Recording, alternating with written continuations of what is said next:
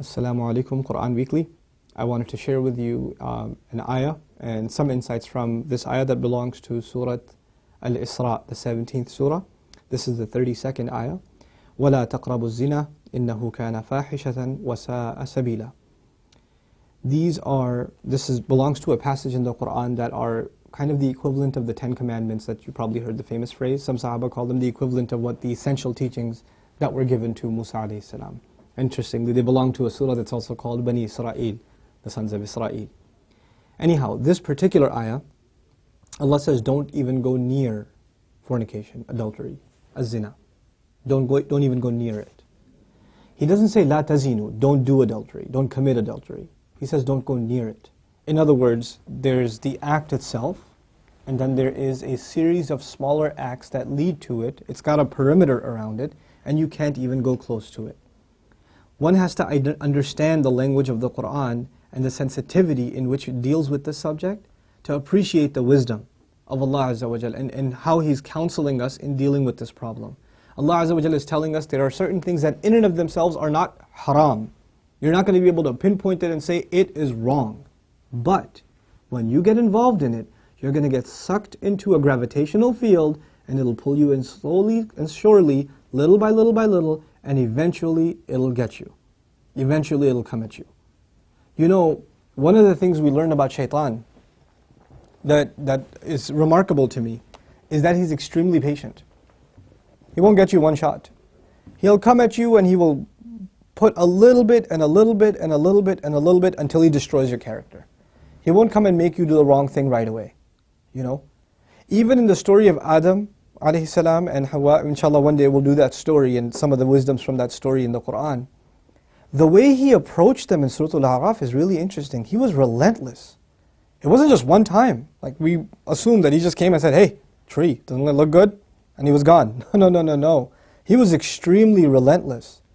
And he kept at it and he kept at it and he kept at it and he built this idea in them until they would think it's their idea. You know? And when people start listening to shaitan, this is the same surah, Allah Azza wa Jalla says, Inna ibadi laysa laka alayhim sultan. My slaves, you're not going to have any authority over them. In other words, people who really submit to Allah, He will not have authority over them. But others, الشَّيْطَانُ يَعِدُكُمُ الْفَقْرَ وَيَأْمُرُكُمْ بِالْفَحْشَاءِ Surah Al-Baqarah. He will command you to do shamelessness. In other words, when you listen to him a little bit, you've granted him a little bit of power. When you listen to him a little more, you've granted him a little more power. And if you keep on listening to him, he gets to the point where he can command you. You will find yourself, I can't even help myself, Brother Nouman. I can't even help myself. I don't even know. I don't know how to turn the computer off. I don't know what makes me do that every night. I don't know what makes me do this or that. I don't know what makes me go there. Go into that chat session, you know. Go and log into that, horrific website. Go watch that filth. Why do I end up doing that? Why can't I lower my eyes when I'm in an elevator? When I'm walking down the street? I can't even help myself. I don't know what to do. That's when you know shaitan's got a pretty good hold on you. He's got a pretty solid hold on you. And you've been sucked into a really, a vicious cycle. It's just getting worse and worse and worse and worse and worse. And you're not addressing it and it's making the problem worse. And it's destroying your spirituality altogether. Your relationship with Allah depends on a heart being clean. Every time you're exposed to filth, more dirt, more blackness, more covers are poured on top of your heart. And it keeps on pouring and it keeps on pouring and it keeps on pouring to the point where you're listening to the word of Allah and you can't get yourself to even shed a single tear. It won't come because your heart has been made so hard because of all the exposure to filth, all the sin that your eyes are taking in all the time. And you don't even care anymore. You know, a good heart, when it sees something inappropriate that doesn't coincide with the commandments of Allah, it is disturbed. It's not attracted, it's disturbed. It says, no, that's wrong. Immediately the conscience kicks in, the alarm goes off. But when you're at the point, when you're by yourself and you feel no guilt doing it, you just don't feel anything. You don't feel that it's wrong. The only thing before you stare at a sister, you look around like, is anybody else watching? And then you take a good look. That means the fear of Allah is completely gone. The only fear you have is that of the seen. There is no more fear of the unseen. What a horrible spiritual state to be in. Allah says, يَعْلَمُ خَائِنَةَ الْأَعْيُنِ وَمَا تُخْفِي الصُّدُورِ. He knows the stealing of the eyes, that little glance you caught. He knows that one, that little glance you took. What to speak of the stare. And He knows what the chests are hiding. You know why I brought up this particular ayah? Don't even go near zina. إِنَّهُ كَانَ فَاحِشَةً. It has always been considered a lewd, shameless, vulgar act. وَسَاءَ سَبِيلًا. And a horrible path. Allah describes it as a path. A horrible path. In other words, a path has steps. Right? A path is made up of steps. You have to identify which step you're in. What makes you get into this? You know, and for each of you, there's a process, there's a cycle. You're in a room by yourself. You know, you're after school. You've got a couple of hours before your parents get home. You know, you're among a bunch of friends that don't have any standards. You have to identify what leads you to this sin every time, and you have to cut it in its tracks. You have to stop going down that path. وَسَاءَ سَبِيلًا. What's amazing to me about this ayah, where it's situated. Right after this ayah, Allah says, don't murder people. وَلَا تَقْتُلُوا النَّفْسَ الَّتِي حَرَّمَ اللَّهُ إِلَّا بِالْحَقِّ. Don't kill any person that innocent person, essentially. Allah mentioned this crime first and murder second. Can you think of that? Like, we think of murder as this huge crime, right? But Allah says, when you violate the dignity of a human being, that's fahsha. Looking at a human being in that way is violating your own and their dignity. And when we kill a person, we have violated their physical, you know, their right to life. So there's the spiritual murder, fahsha, and there's the physical murder, qatl. There's two kinds of murder here. So Allah mentions the spiritual murder first. Our standards have gone so low. A movie comes out, you see a couple of trailers, you tell yourself, there's just one bad scene in it, it's okay. It's PG-13, it's not R. What used to be R 10 years ago is now PG-13. What used to be PG-13 is now PG. They put filthy scenes in everything now. And we don't even care about the spiritual price we're paying. It's affecting our prayer, it's affecting our dua, it's affecting our character. It's affecting our family life. It is. And we don't care. We just think, hey, that's life, bro, come on, live in the times. It's alright. That's just what it is now. What can you do? So many of you don't care what kinds of pictures you put up of yourselves on your Facebook pages. You know, I stopped going on Facebook for a reason. I don't say that Facebook is haram or whatever, but for me personally, I couldn't do it anymore. I just couldn't do it. You know, I stay in, you know, we'll put something up on our Bayna thing, like an announcement or this or that.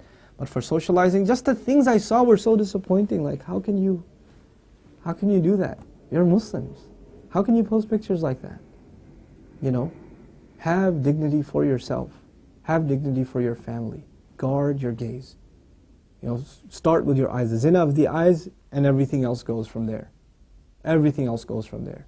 Inshallah ta'ala, I want to talk to you about this subject at length and do little small snippets and maybe portions from the Qur'an that deal with this subject. But the last thing I'll tell you today, inshallah ta'ala at least, is something about the word fahisha, which I'm translating as shamelessness or lewdness or vulgarity. The Arabic language has roots that are close to each other. Wahish and fahish. Wahish actually means wild animal. Fahish means someone who acts like a wild animal. Shamelessness is described as behavior close to animal behavior. Allah has dignified us as human beings. The punishment of Adam alayhi salam was his clothes were removed. Our mothers and our fathers' clothes were removed. That was a punishment from Allah. And immediately they recognized that they need to cover themselves. They didn't learn to cover themselves from a society. It wasn't society that taught them to be shameless. You know, nowadays your anthropology professor told you, you know, it's society that makes us dress in clothes. You know, it's a sociological thing. We learn to dress and cover ourselves over history, but naturally we're just supposed to be the way we are, like all other animals. Adam alayhi salam didn't learn anything from any society. He was given a consciousness, and the moment his clothes were removed, he's trying to cover himself. Our mother's trying to cover herself. We are supposed to be a people that guard ourselves with covering, and we dignify others by not looking at them. Even if they don't have dignity for themselves, we should have dignity for them and not look. Because they are in the end a creation of Allah, even if they're a disappointing creation of Allah. They are a creation of Allah. And we have more respect for ourselves and for humanity in general, to not look at it as animals look at other animals. May Allah Azza wa Jal make us spiritually healthy and alleviate us from this growing and ever-increasing spiritual problem, and that is of not being able to lower our eyes. And may Allah not allow us to be in company and in situations and involved in activities that lead us more and more towards this horrible, horrible path. May Allah Azza wa Jal clean our way or ease our way to a purer and healthier spiritual life. Barakallahu li wa lakum. Wassalamu alaikum, Quran Weekly. Assalamu alaikum, Quran Weekly. The Prophet ﷺ told us, "Ad-dallu ala al-khayr kafa'ilihi." The one who points to something good gets the same reward as the one who did the good itself. Do me a favor and do all of yourselves a favor and share in the goodness if you benefited from these talks and these videos. Make it a point to share them with friends and family and get the word out. This is such an awesome project. I really, really appreciate the effort Quran Weekly folks have made. And I pray that Allah blesses them even more and brings even more and more good from them. These kinds of efforts, Allah tells us whoever doesn't thank the people hasn't thanked Allah. The hadith of the Prophet ﷺ teaches us that. So we should do that. We should appreciate the effort that's being made here. And the best way to appreciate their effort is to help them get more reward and get yourself more reward at the same time by spreading the word, inshaAllah ta'ala. Thank you again. Wassalamu alaikum.